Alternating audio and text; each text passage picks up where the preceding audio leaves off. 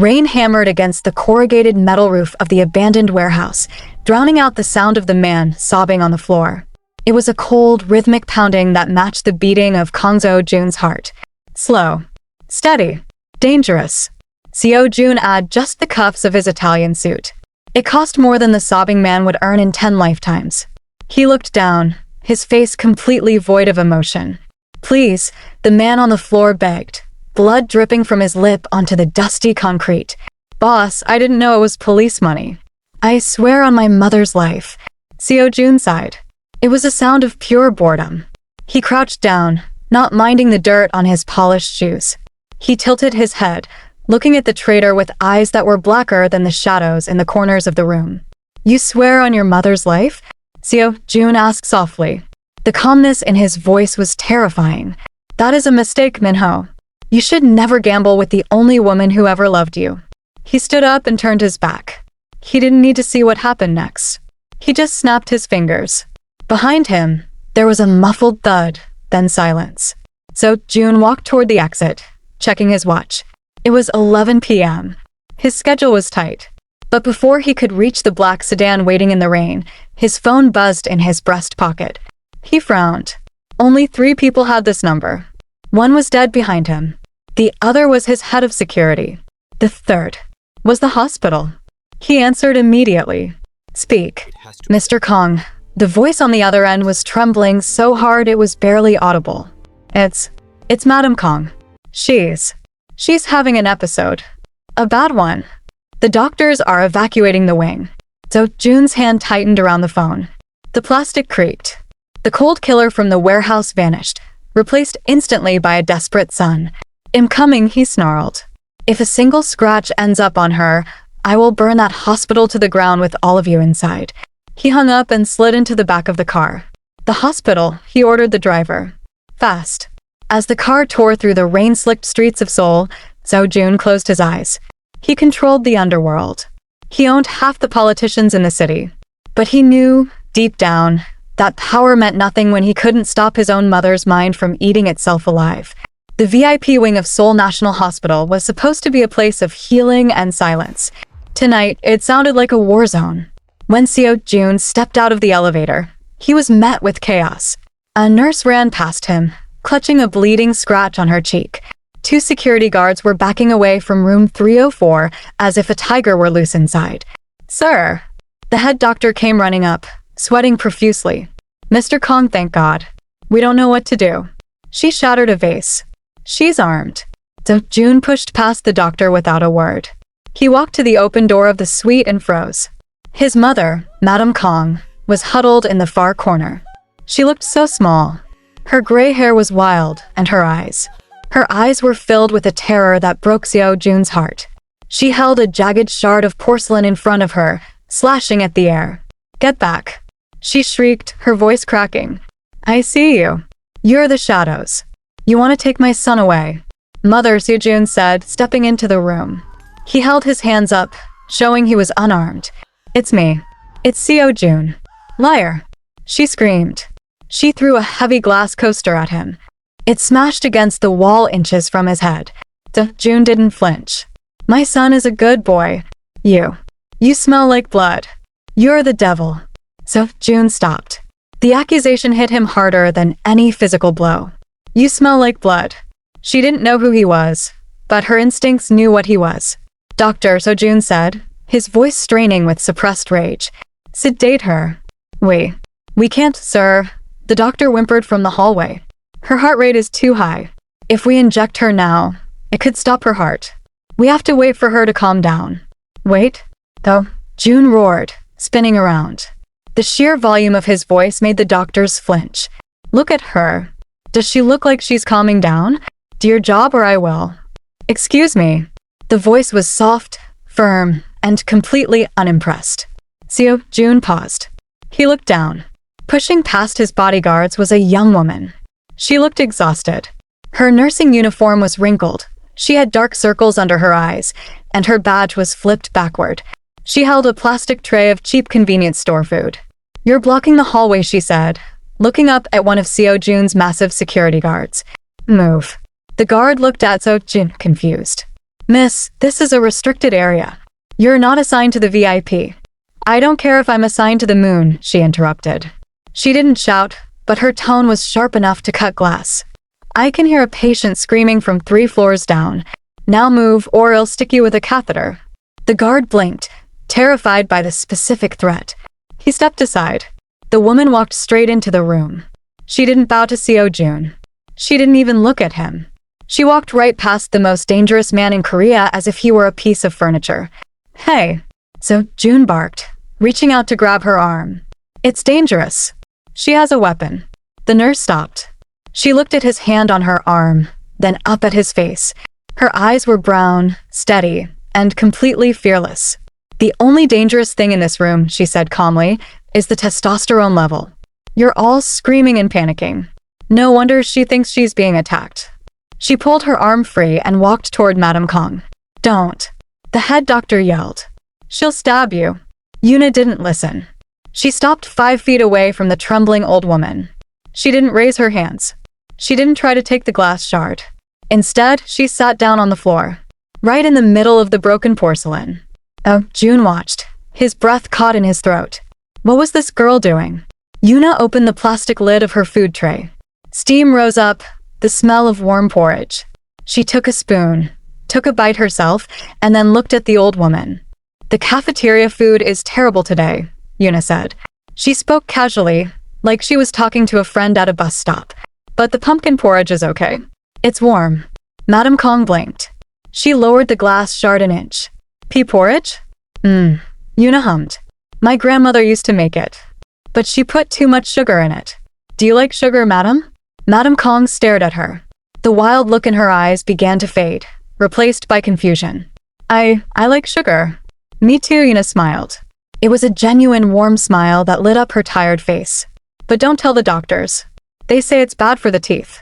Yuna shifted slightly, and then she started to hum. It wasn't a random tune. It was Air-ring, a slow, mournful, beautiful lullaby that every Korean knew in their bones. June stood frozen by the door. The sound of her humming cut through the tension in the room like a warm knife through butter. It was soft, imperfect, and incredibly human. Madame Kang's hand shook. The glass shards slipped from her fingers and clattered onto the floor. She took a step toward the nurse. Then another. That song. Madame Kang whispered, tears filling her eyes. My mother sang that. I know, Yuna said softly, still humming. She extended a hand. Come here. The shadows are gone now. It's just us. The old woman collapsed onto the floor, crawling into Yuna's arms.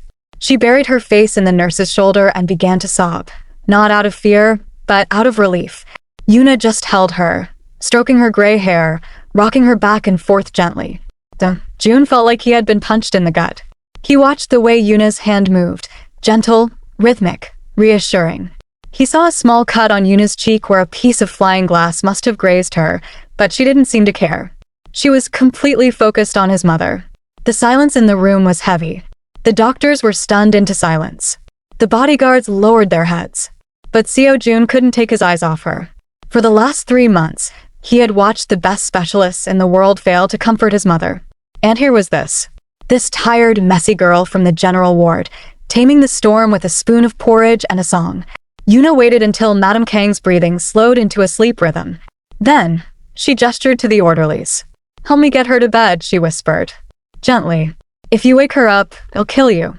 The orderlies scrambled to obey. Once the mother was tucked in, Yuna stood up. She groaned slightly, rubbing her lower back. She looked down at her uniform, now stained with porridge and dust. She turned to leave, finally acknowledging June standing by the door. She's dehydrated, Yuna said, her voice professional and cold again. Make sure she drinks water when she wakes up. And tell your men to stop standing outside the door like Grim Reapers. It scares her. She started to walk past him. Wait, Seo-joon said. His voice was rougher than he intended. Yuna stopped, but she didn't turn around. I have to get back to my station, sir. My break ended 10 minutes ago. What is your name? Seo-joon asked. Yuna looked over her shoulder. She looked him up and down, taking in the expensive suit, the gold watch, the aura of violence. She didn't look impressed. She looked annoyed. Lee Yuna, she said. And don't worry, I won't charge you for the porridge. She walked out, the heavy doors swinging shut behind her. June stood there for a long time. He looked at the empty space where she had been standing. The head doctor cleared his throat nervously, breaking the spell. Mr. Kang, I am so sorry about that. She is a temporary nurse from the charity ward. Incredibly rude. Insubordinate. I will have her file pulled and terminated immediately. She won't be allowed in this building again. So June turned his head slowly to look at the doctor. His eyes were dark, swirling with an emotion that the doctor couldn't read. Terminated? Seo-joon repeated softly. Yes, sir, the doctor nodded vigorously. She disrespected you. She is the only person in this entire building who actually did her job, Seo-joon interrupted. His voice was low, deadly quiet. You couldn't handle my mother with all your degrees and drugs. She did it with a song. Seo-joon walked over to the window, looking down at the city lights of Seoul below. He could still hear the melody of her humming in his head. It was the first time in hours that the noise in his own mind had gone quiet.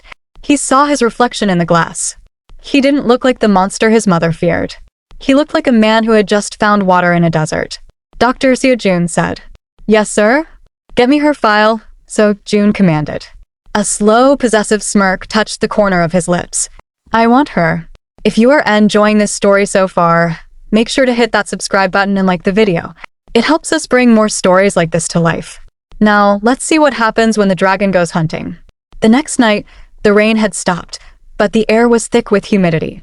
Lee Yuna walked out of the hospital staff exit, rolling her shoulders. Her bones ached. Another 12-hour shift. Another day of being yelled at by senior doctors, cleaning up vomit, and dealing with patients who treated her like a servant. She checked her bank account on her phone. She sighed. After paying her student loans and her brother's tuition, she had enough left for maybe 2 cups of instant noodles. Hang in there, Yuna, she muttered to herself, putting the phone away. Just 2 more years. Then you can get a better job. She walked toward the bus stop, keeping her head down. The street was dark. The street lights flickered ominously. She didn't notice the black car trailing her slowly. It was a Rolls-Royce Phantom, sleek and silent like a panther in the night. It rolled along the curb, matching her walking pace perfectly. Yuna frowned. She sped up. The car sped up. Her heart started to hammer against her ribs. She gripped her bag tighter. She knew this neighborhood wasn't safe, but she couldn't afford a taxi. Was it a drunk driver? A kidnapper? She stopped abruptly and spun around, ready to scream or fight. The car stopped. The back window rolled down with a smooth, electronic hum. Yuna prepared herself to yell, but the words died in her throat. Sitting in the back seat, bathed in the soft orange glow of the street lamp, was the man from the VIP ward. The son of the crazy lady. He looked different tonight. He wasn't wearing a jacket. His dress shirt was unbuttoned at the top, revealing a hint of a tattoo on his collarbone. He looked relaxed, powerful, and incredibly dangerous. Get in, Seo-joon said. It wasn't a request. Yuna blinked. Excuse me? Get in the car, Miss Lee, he repeated. He tapped the leather seat beside him. We need to talk. Yuna scoffed. She actually laughed, a sharp sound of disbelief. Look, mister. I don't know who you think you are, but I don't get into cars with strange men, especially ones who stalk me after work. She turned around and kept walking. She heard the car door open. Heavy footsteps clicked on the pavement behind her. I'm not a strange man, Seo-joon's voice came from right behind her. I'm the man who is going to solve all your problems. Yuna spun around. He was close. Too close. She had to tilt her head back to look him in the eye. He smelled like expensive cologne and tobacco. You don't know my problems, Yuna snapped. And unless you're a magical fairy who can erase student debt, leave me alone. Seo-joon smirked. He reached into his pocket. Yuna flinched, thinking he was pulling out a weapon. Instead, he pulled out a piece of paper. He unfolded it and held it up. It was a printout of her bank statement.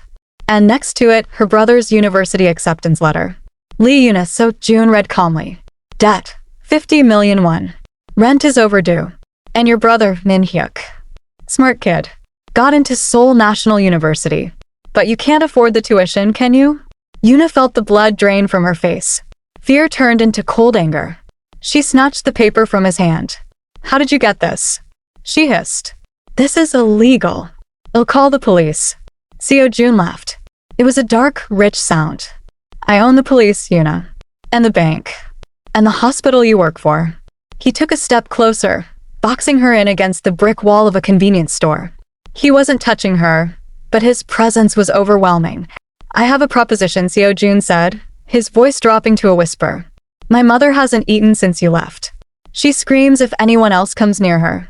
She only wants you." Yuna stared at him, her chest heaving. "So, hire a therapist." "I don't want a therapist," Seo-joon said intensely. He leaned down, his face inches from hers. "I want you. I want you to be her private nurse. Live in. 24 hours a day." "No," Yuna said immediately. "I'm not living with a gangster.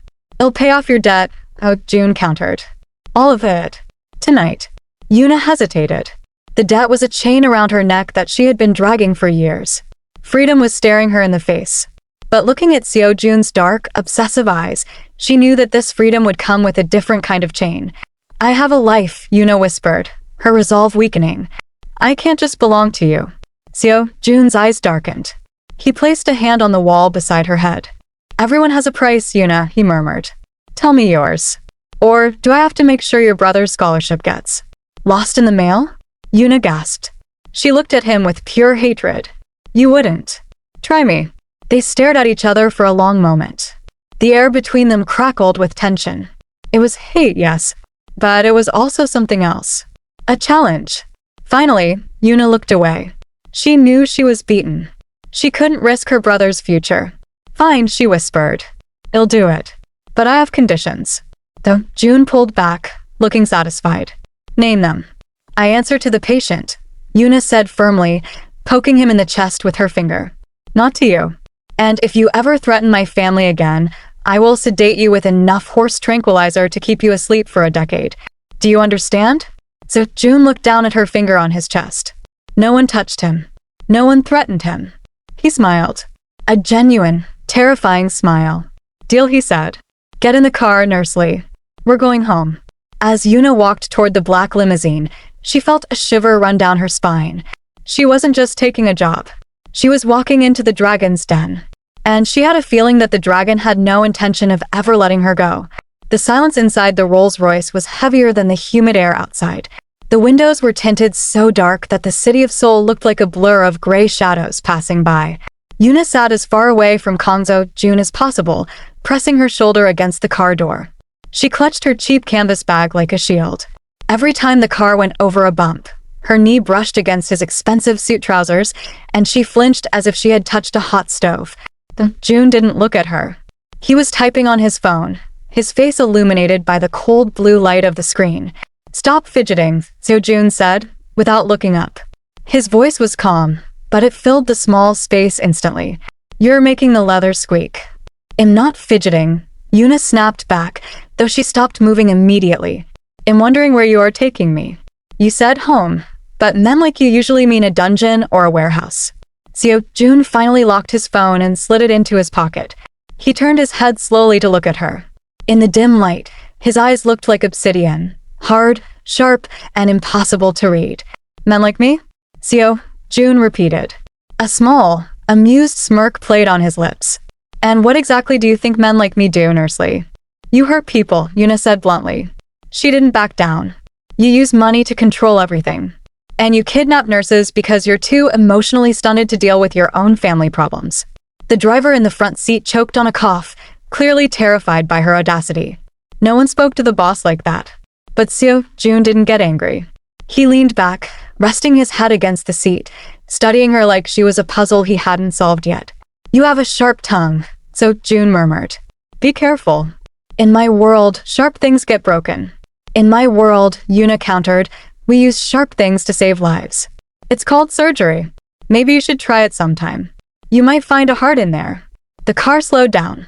They pulled up to the gates of a massive high-rise building in the Gangnam district. It wasn't just an apartment complex. It was a fortress. The Black Tower. Armed guards opened the heavy iron gates. The car glided into a private underground garage that was cleaner than most hospital operating rooms. "We're here," Seo-joon said. "Welcome to your new cage." He opened the door and stepped out. Yuna hesitated for a second, taking a deep breath to steady her shaking hands, then followed him. They took a private elevator that had no buttons, only a fingerprint scanner. As they shot up 60 floors in seconds, Yuna's ears popped. The doors slid open, revealing the penthouse. It was breathtaking, and it was completely dead. Floor-to-ceiling windows overlooked the entire glittering city of Seoul, but the room felt like a mausoleum. Everything was black marble, gray steel, or white leather. There were no photos, no plants, no color. It was freezing cold. "Your room is down the hall to the left," Seo-joon said, walking toward a wet bar to pour himself a drink. "My mother is in the master suite on the right. Do not enter my office. Do not leave the building without an escort. Do not order to take out food." Yuna looked around the empty, expensive wasteland. "Do not breathe. Do not blink," she muttered under her breath. "I heard that," Seo-joon said, taking a sip of whiskey. "Go check on her. She's been asking for this singing girl all day." Yuna rolled her eyes at the nickname but marched toward the master suite. This was why she was here. Not for him. For the patient.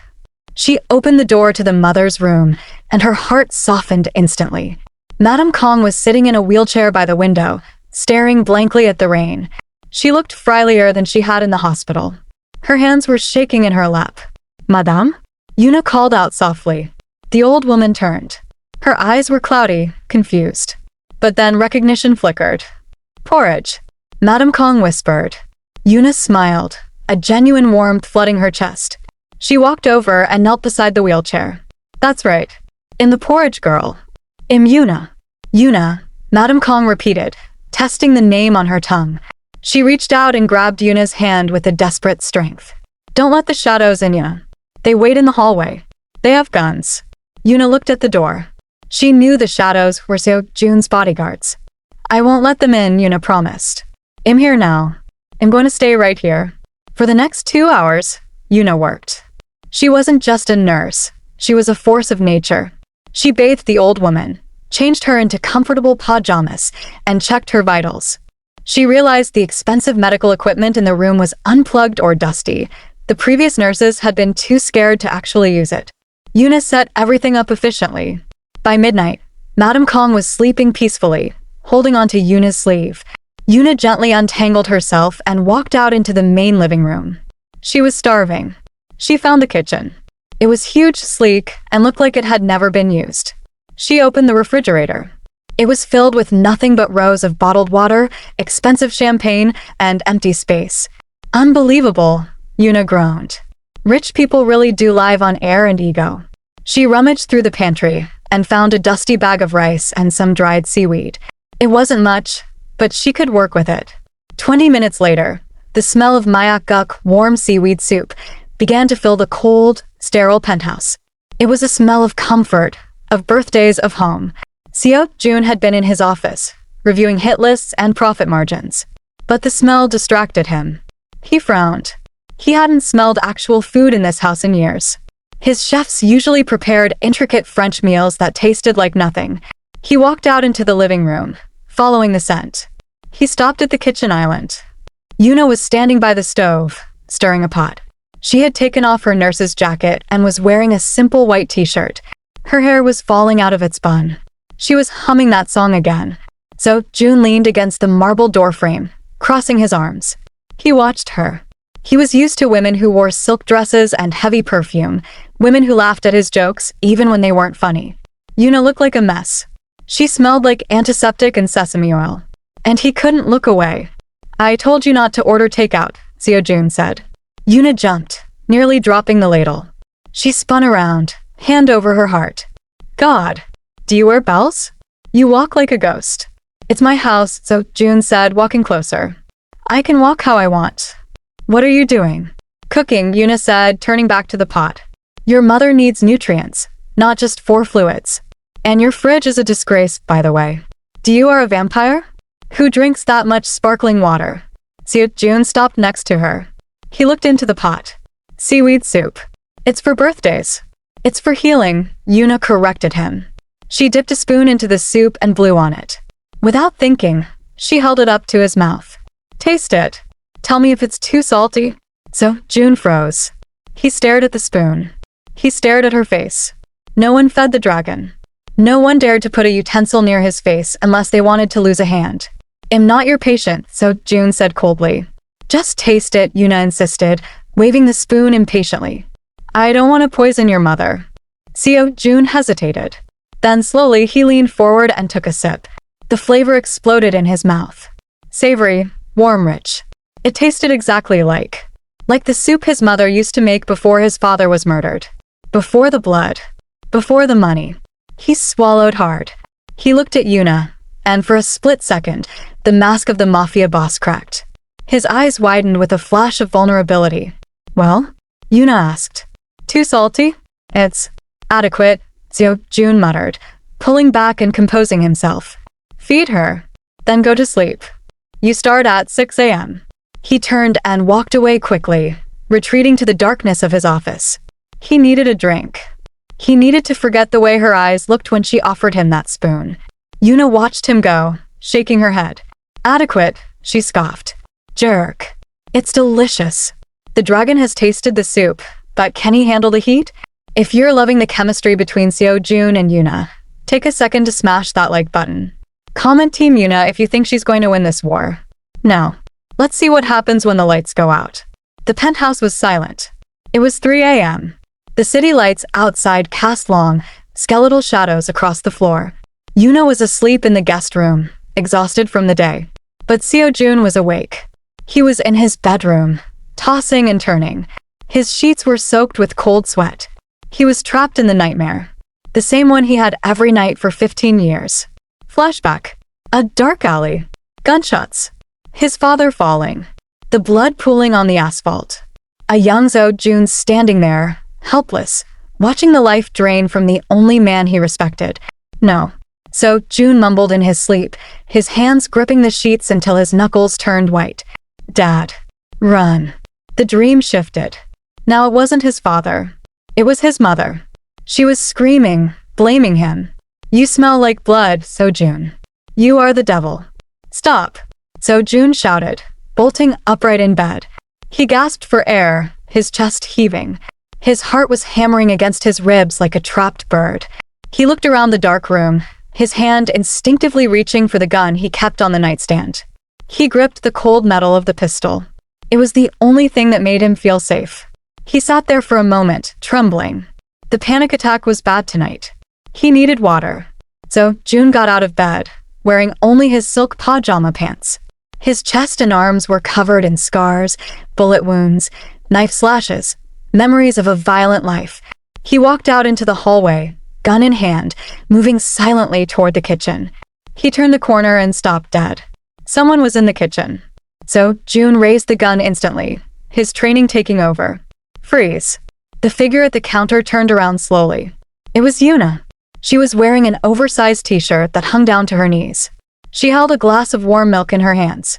She blinked at him, then looked down at the gun pointed at her chest.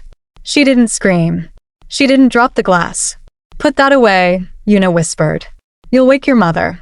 Seo-joon lowered the weapon slowly, feeling like an idiot. What are you doing up? I heard you, Yuna said. She walked toward him. You were shouting in your sleep. Seo-joon stepped back. He didn't want her to see him like this. Sweating, shaking, half naked, vulnerable. Go back to bed, Nurse Lee. I'm fine. You're not fine, Yuna said. She walked right up to him.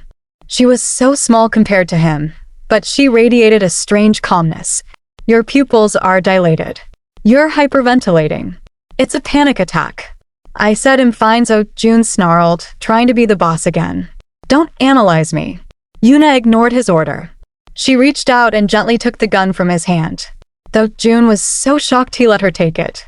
She placed the deadly weapon on the kitchen counter, far away from him.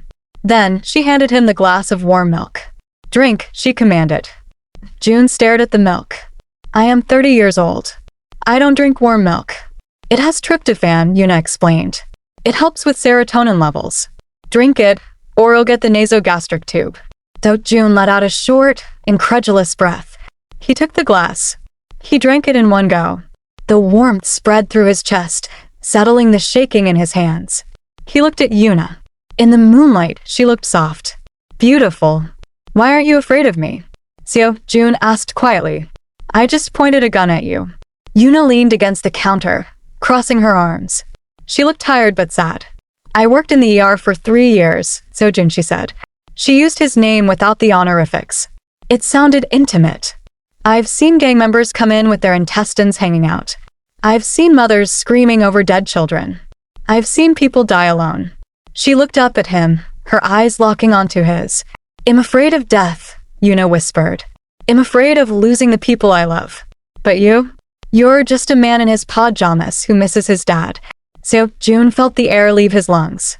How did she know? How could she see right through the expensive suits and the violence to the broken boy inside? He took a step closer to her. He couldn't help it. He was drawn to her like a moth to a flame. You think you know me? Seo-joon murmured.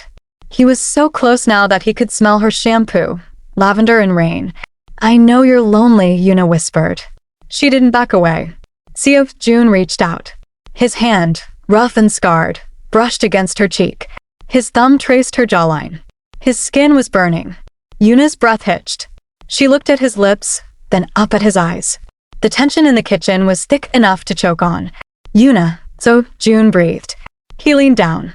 His face was inches from hers. He wanted to kiss her. He wanted to consume her.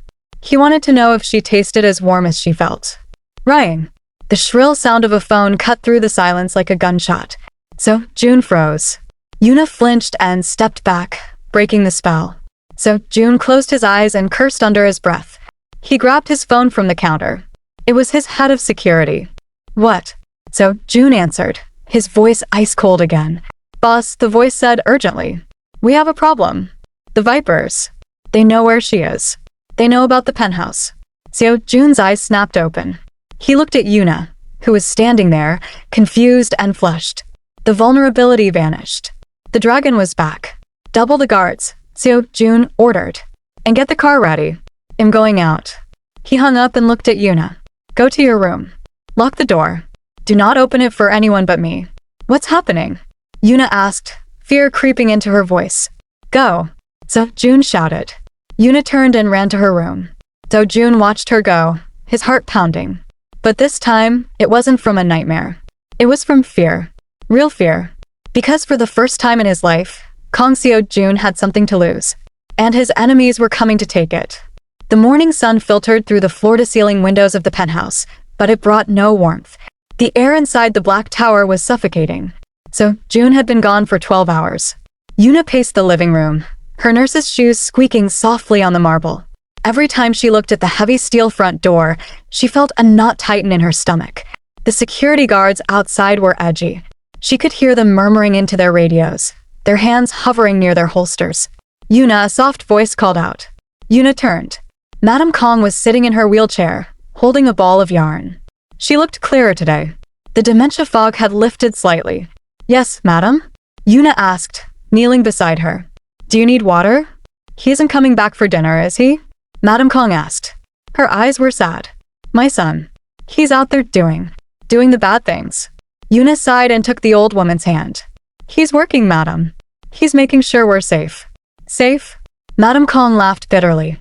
No one is safe around us, child. You should leave. Run away before the blood splatters on you too. Yuna opened her mouth to argue, to say she was fine, but the lights suddenly flickered. Then, they died completely. The penthouse plunged into gray silence. The hum of the refrigerator stopped.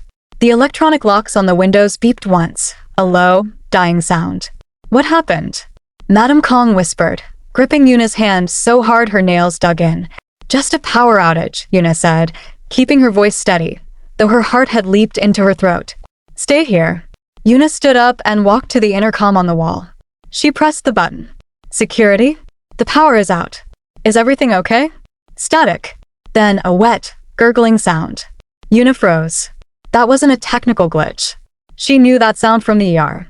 That was the sound of a man trying to breathe through a punctured lung. They're here. The realization hit her like a bucket of ice water. The Vipers. The threat Seo-joon had warned her about. Yuna. Madame Kang whimpered. The shadows. I hear them. Heavy boots thudded in the hallway outside the penthouse door. Not the rhythmic march of Seo-joon's guards, but the chaotic, stomping run of intruders. Yuna didn't scream. She didn't panic. Her medical training took over. In an emergency, you don't think about fear. You think about the procedure. Step 1. Secure the patient. Madam, listen to me, Yuna said, rushing back to the wheelchair. She unlocked the brakes. We're going to play a game. Hide and seek. You have to be very quiet. Can you do that? The old woman nodded, her eyes wide with terror.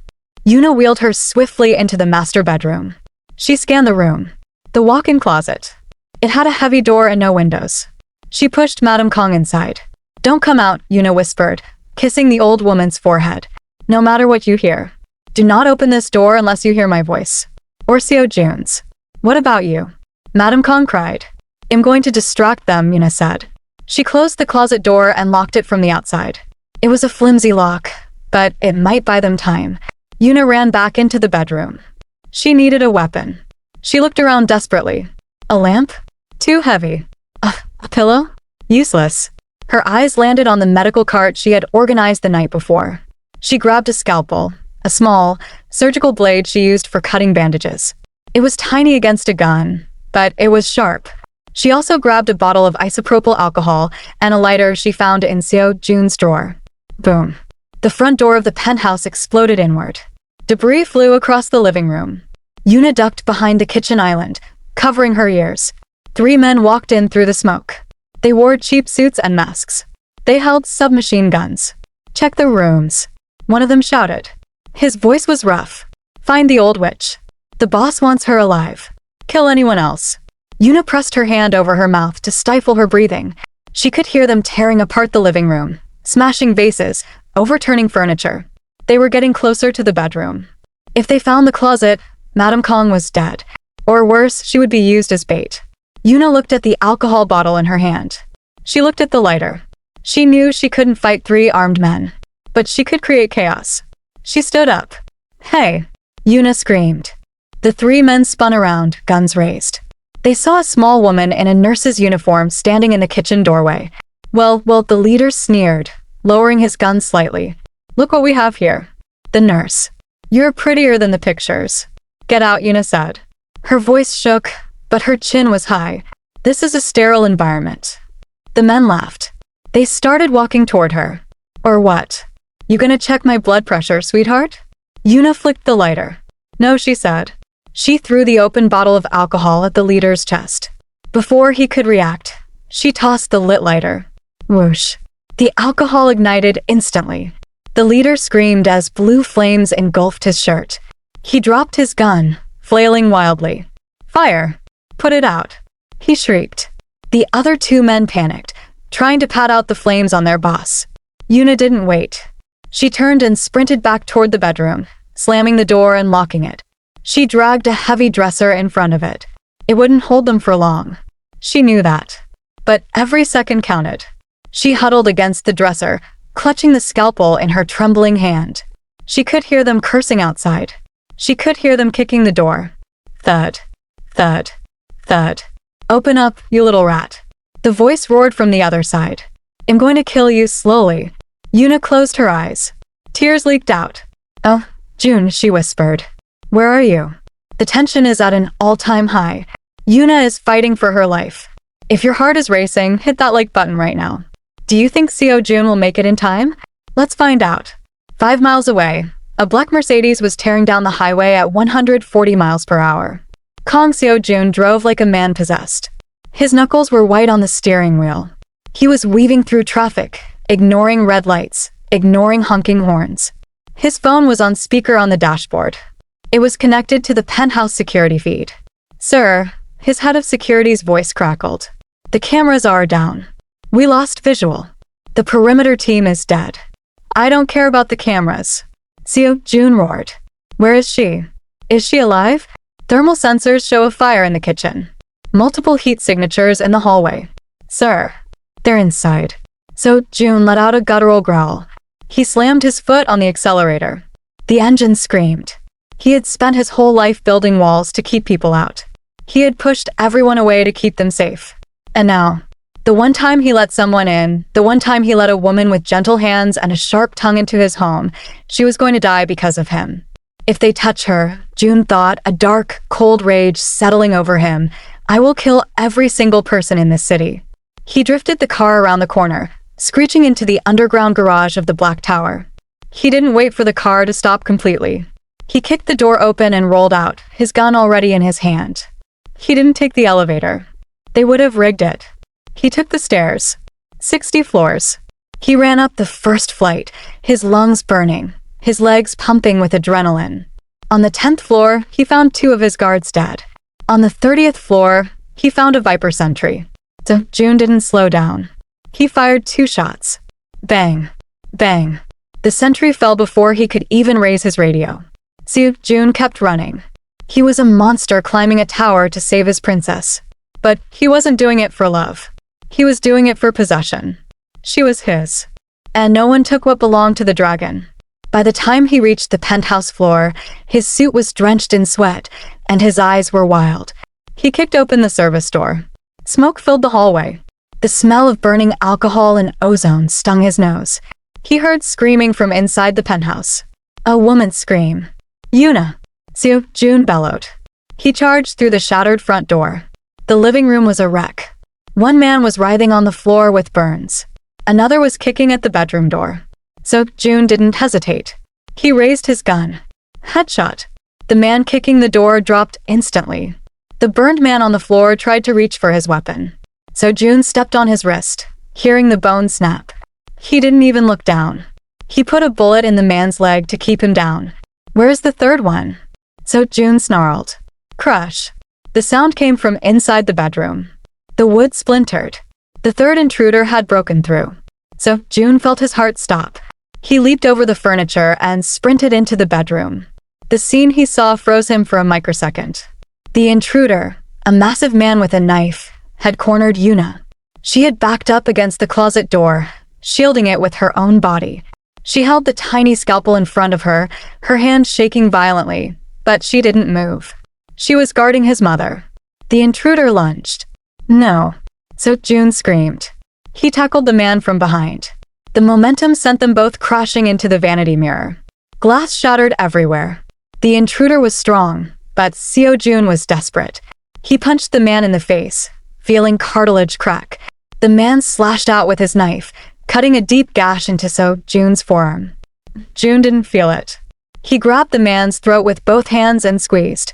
He squeezed with all the rage, fear, and guilt that had been building up for years. You touched her, Joon hissed, staring into the man's bulging eyes. You touched what is mine. The man gurgled, thrashing, but Seo-joon's grip was iron. He didn't let go until the man went limp. Then he held on for another 10 seconds, just to be sure. Seo-joon stood up, panting heavily. Blood dripped from his arm onto the white carpet. He kicked the body away and turned around. Yuna, he gasped. Yuna was still standing by the closet door. She had slid down to the floor, her knees pulled up to her chest. She was still holding the scalpel, her knuckles white. She was staring at the dead man, her eyes wide and vacant. Shock. Seo-joon walked over to her slowly. He holstered his gun. He held up his bloody hands to show he wasn't a threat. Yuna, he said softly. It's me. Look at me. Yuna blinked. She looked up. When she saw Seo-joon bruised, bleeding, and alive, the dam broke. She dropped the scalpel. You came back, she whispered, her voice cracking. Seo-joon fell to his knees in front of her. He didn't care about the blood. He grabbed her face in his hands, checking her frantically. Did they hurt you? He demanded, his voice trembling. Tell me, did they touch you? I burned him. Yuna stammered, tears streaming down her soot-stained face. I threw the alcohol. I didn't mean to. Seo-joon pulled her into his chest. He buried his face in her neck, breathing in the smell of smoke and fear. You did good. You did so good. He held her tight, rocking her slightly. He could feel her heart beating against his. It was the only sound in the world that mattered. My mother? Seo-joon asked, pulling back slightly to look into her eyes. Closet, Yuna choked out. She's safe. I locked her in. Seo-joon closed his eyes for a moment, overwhelmed. Most people would have run. Most people would have saved themselves. Yuna had stood between 3 armed killers and a senile old woman, armed with nothing but a lighter and a scalpel. He looked at her. Really looked at her. He brushed a strand of hair out of her face, smearing a little blood on her cheek. He wiped it away with his thumb, his touch surprisingly gentle. You are insane, Seo-joon whispered. There was awe in his voice. You are completely insane. I'm a nurse. Yuna managed a weak, watery smile. We don't lose patience. Seo-joon let out a short, breathless laugh. He leaned his forehead against hers. Let's get you out of here, he said. He stood up and scooped her into his arms bridal style. Yuna gasped, wrapping her arms around his neck. I can walk, she protested weakly. Not today, Seo-joon said. Today, you don't do anything. He carried her out of the ruined bedroom, stepping over the bodies of the men who had tried to take her from him. As they walked into the hallway, his security team, the backup unit, finally swarmed in. They stopped when they saw the boss carrying the nurse.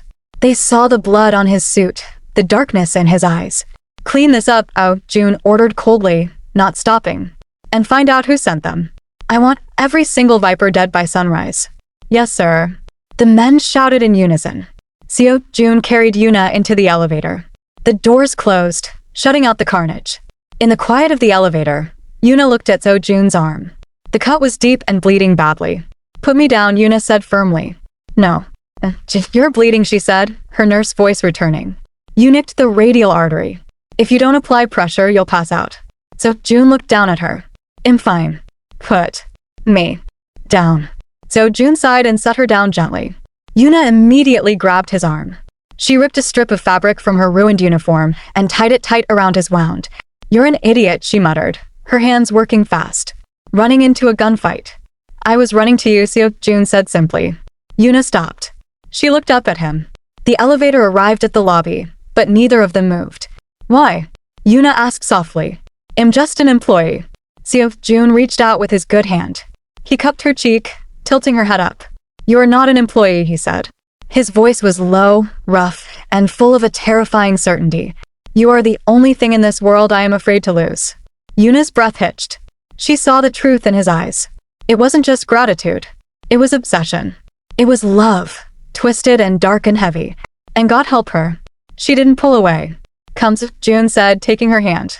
We need to stitch this up. He led her out of the elevator, into the night. The war had started. But as Yuna walked beside the dragon, holding his bloody hand, she realized something terrifying. She wasn't afraid of the fire anymore. She was starting to like the heat. The safe house was not a house. It was a fortress buried deep in the mountains of Gangwon-do, surrounded by miles of pine forest and electric fencing. The rain had returned, lashing against the windows of the armored SUV as it pulled into the gravel driveway. The silence inside the car was deafening. Yuna sat in the back seat, holding Madame Kang's hand. The old woman had finally fallen asleep, exhausted by the terror of the night. Yuna looked out at the dark trees passing by. Her uniform was ruined, torn, stained with soot, smelling of smoke and the metallic tang of blood. But she didn't feel cold. She felt a strange, burning heat radiating from the man sitting next to her. Seo-joon stared straight ahead. His face was a mask of stone. He hadn't spoken a word since the elevator. His arm was wrapped in the makeshift bandage Yuna had tied, but blood was still seeping through, staining his white shirt sleeve crimson. We're here, the driver announced, his voice tight. The car stopped. Guards swarmed the vehicle, opening the doors with military precision. Take my mother to the guest wing, Seo-joon ordered as he stepped out into the rain. Get the private medical team to check her. If she wakes up, tell her. Tell her I'm sorry. Yes, boss. 2 guards gently helped Madame Kang into a wheelchair and rushed her inside. Seo-joon turned to Yuna. Raindrops clung to his eyelashes, softening the harsh lines of his face. He looked like a fallen angel. Beautiful, dangerous, and in pain. Come, he said. The doctor is waiting for you. I don't need a doctor, Yuna said, her voice hoarse from the smoke. I'm fine. But you need stitches. I have a doctor for that, Seo-joon said dismissively. He turned and walked toward the heavy oak doors of the safe house. Yuna watched him walk away. She saw the slight stumble in his step. The blood loss was getting to him. Stubborn idiot, she muttered. She ran after him, grabbing his good arm. I said I'm fine. I'm doing the stitching. Seo-joon stopped. He looked down at her hand on his arm. Yuna, you've been through a trauma. You need rest. I am a nurse, Yuna said, looking him dead in the eye. Her hair was plastered to her face by the rain, but her gaze was fierce. I don't rest when there is an open wound. Now get inside and sit down before you pass out and I have to drag you. Seo-joon stared at her for a long second. Then, a ghost of a smile touched his lips. It was a tired, broken smile. As you wish, he whispered. The medical room in the safe house was better equipped than most city clinics. It smelled of antiseptic and lemon. Seo-joon sat on the edge of the examination table, shirtless. Yuna stood between his legs, threading a surgical needle. Her hands were scrubbed clean, her movements precise. She tried not to look at his chest, at the map of scars that told the story of his violent life. There were knife marks, bullet grazes, and burns. She focused on the fresh wound on his forearm. It was deep but clean. "This is going to hurt," Yuna said softly. "I don't have lidocaine here." "I don't need it," Seo-joon grunted. He didn't look at the wound. He looked at her. Yuna pushed the needle through the skin. Seo-joon didn't flinch. His muscle twitched slightly under her fingers, but he didn't make a sound. "You have too many scars," Yuna whispered, pulling the thread tight. "Hazards of the trade," Seo-joon replied. His voice was low, vibrating in his chest. "Each one is a lesson." "And this one?" Yuna asked, nodding at the fresh cut. "What lesson is this?" Seo-joon went quiet. He watched her fingers work. Gentle, healing, efficient. "That one," Seo-joon said slowly, "is a reminder that I was too slow." Yuna paused. She looked up. "You saved us, Seo-joon. You weren't slow." "I was almost too late," he said darkly. His eyes hardened. "If I had arrived 1 minute later, that man, he would have." His hand clenched into a fist, blood pumping faster. "Stop," Yuna commanded gently. She placed her hand over his fist, uncurling his fingers one by one. He didn't. "I'm here. Your mother is safe. Look at me." Seo-joon looked at her. The rage in his eyes swirled with guilt. "I brought this to you," he whispered. "The vipers. They came because of me. Because I wanted you. I dragged you into my world, and it almost killed you." Yuna finished the last stitch. She tied the knot and snipped the thread. She bandaged the arm efficiently. Then she stepped back. She looked at the man who terrified the entire city. "You didn't drag me," Yuna said firmly. "I chose to get in the car. I chose to stay." "You did it for the money," Seo-joon said bitterly. "For your brother." "At first, yes," Yuna admitted. She picked up a damp cloth and stepped closer to him. She began to wipe the dried blood from his chest. "But tonight, in that closet, I wasn't thinking about money. I was thinking about your mother. And I was thinking about you." Seo-joon's breath hitched as she wiped the soot from his collarbone. "Me?" He choked out.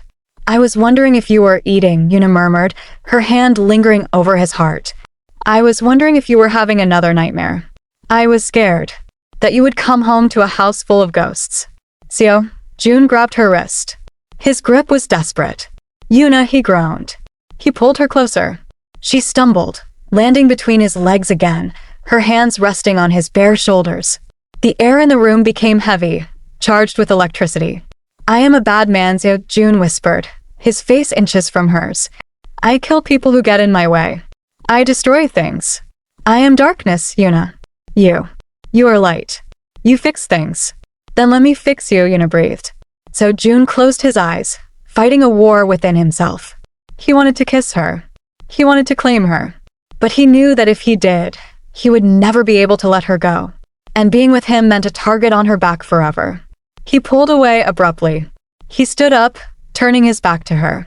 "Go to sleep," he said coldly. "The guest room is down the hall." Yuna stood there, stunned by the sudden rejection. "Seo-joon?" "Leave," he barked. "Get out." Yuna flinched. The wall was back up. The dragon had retreated into his cave. She grabbed her tray of instruments, her hands shaking. "Fine. Change your own bandages tomorrow." She stormed out of the room, slamming the door. Seo-joon stood alone in the silence. He looked down at his bandaged arm. He brought his hand up to his face, inhaling the scent of her. Lavender and rain. "I'm sorry," he whispered to the empty room. "But I have to let you go. It feels like heartbreak, doesn't it? If you've ever had to push someone away to protect them, you know exactly how Seo-joon feels right now." Leave a comment below with a broken heart emoji broken heart if you think he's making a mistake. Don't forget to subscribe because the ending is coming up and you won't want to miss it. The next morning, the rain had stopped. The mountains were shrouded in mist. Yuna woke up in a strange bed. For a moment, she forgot where she was. Then the memories of the fire and the fight came rushing back. She sat up. On the bedside table, there was a neat stack of clothes, jeans, a sweater, and fresh sneakers. And an envelope. Yuna frowned. She picked up the envelope. It was thick. She opened it. Inside was a check. A check for 500 million won. Enough to pay her debt, her brother's tuition, and buy a house. And a plane ticket. One way. To Paris. Leaving in 3 hours. That bastard, Yuna hissed. She threw the covers off and dressed in record time. She grabbed the envelope and marched out of the room. She found him on the terrace. June was standing by the railing, smoking a cigarette.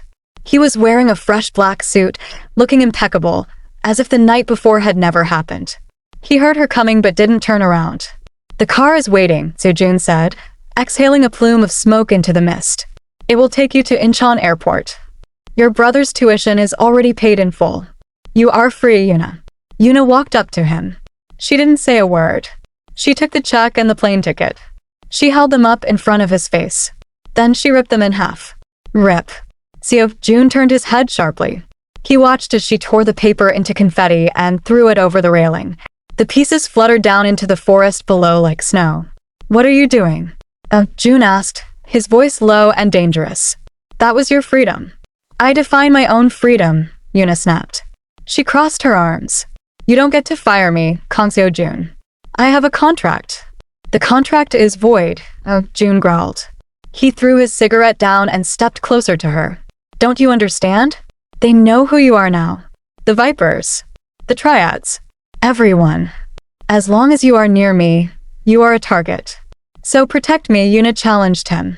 She stepped closer, invading his personal space. You're the Dragon of Seoul, aren't you? Are you telling me you're too weak to keep one nurse safe? Seo-joon's eyes flashed with anger. Weak? I am trying to save your life. Go to Paris. Find a nice doctor. Get married. Have kids who don't know what a gunshot sounds like. I don't want a nice doctor. Yuna shouted. Tears pricked her eyes. I want the man who drinks warm milk in the middle of the night. I want the man who ran up 60 flights of stairs to save me. I want you, you idiot. The silence that followed was absolute. The birds stopped singing. The wind stopped blowing. Seo-joon stared at her. His mask crumbled completely. You. He started, his voice cracking. You want me? Yes, Yuna whispered. She reached out and took his hand, the one with the fresh stitches. I'm not afraid of the fire, Ojin. I'm afraid of the cold. And that house. Without you. It's just cold. So June let out a ragged breath. He looked at her like she was a miracle. I will ruin you, he warned. It was a last, desperate attempt to save her. I am selfish. I am possessive. If you stay, I will never let you leave again. I will burn the world down before I let anyone take you from me. Yuna smiled. It was a brave, beautiful smile. Then burn it, she said. June groaned. He grabbed the back of her neck and pulled her to him. This time he didn't stop. He kissed her. It wasn't a gentle kiss. It was a collision. It was hunger and desperation and relief all mixed into one. He kissed her like he was drowning and she was oxygen. Yuna wrapped her arms around his neck, pulling him closer, melting into the heat of him. For a moment, the mafia, the debts, the vipers, it all disappeared. There was only the mist, the mountain, and the two of them. When they finally broke apart, breathless and flushed, June rested his forehead against hers. I need to make a phone call, he whispered, his thumb stroking her cheek. To who? Yuna asked dizzily. To the architect, Seo-joon said. A dark, possessive smirk returned to his lips. I need to build a panic room in the master bedroom. And a nursery. Yuna's eyes widened. She punched him lightly on the chest. A nursery? Slow down, dragon. Let's start with dinner. Seo-joon laughed. It was a real, loud laugh that echoed off the mountains. He kissed her hand. Dinner, he agreed. And then, we rewrite the contract. And that, my friends, is how the nurse tamed the dragon. Love isn't always safe. Sometimes it's dangerous. Sometimes it's messy. But sometimes, it's the only thing worth fighting for. 3 months later, the Black Tower penthouse had changed. It wasn't a mausoleum anymore. There were pots of orchids by the window. There were soft rugs on the marble floors. The smell of kimchi jjigae wafted from the kitchen. Madame Kang sat in the living room, knitting a small yellow sweater. She was humming Erring. She looked happy. The front door opened. June walked in. He looked tired. It had been a long day of negotiations with the remaining Vipers. His knuckles were bruised. But the moment he stepped inside, his shoulders relaxed. Yuna walked out of the kitchen, wiping her hands on an apron. She saw the bruises on his hand. She didn't say anything. She just walked over, took his hand, and kissed the knuckles gently. "Welcome home," she said. Seo-joon looked at her. He looked at his mother humming in the corner. He looked at the warm, bright home that Yuna had built from the ashes of his life. He wrapped his arms around her waist and pulled her close. "I'm home," he whispered. He looked over Yuna's shoulder at the city lights below. The world was still dark. The world was still dangerous. But inside these walls, everything was perfect. Thank you for listening to this story. If you enjoyed I Want Her, please hit the like button and subscribe to the channel. We upload new stories every week. Which part was your favorite? The closet scene? Or the final kiss? Let us know in the comments below. Until next time, stay safe and keep believing in love.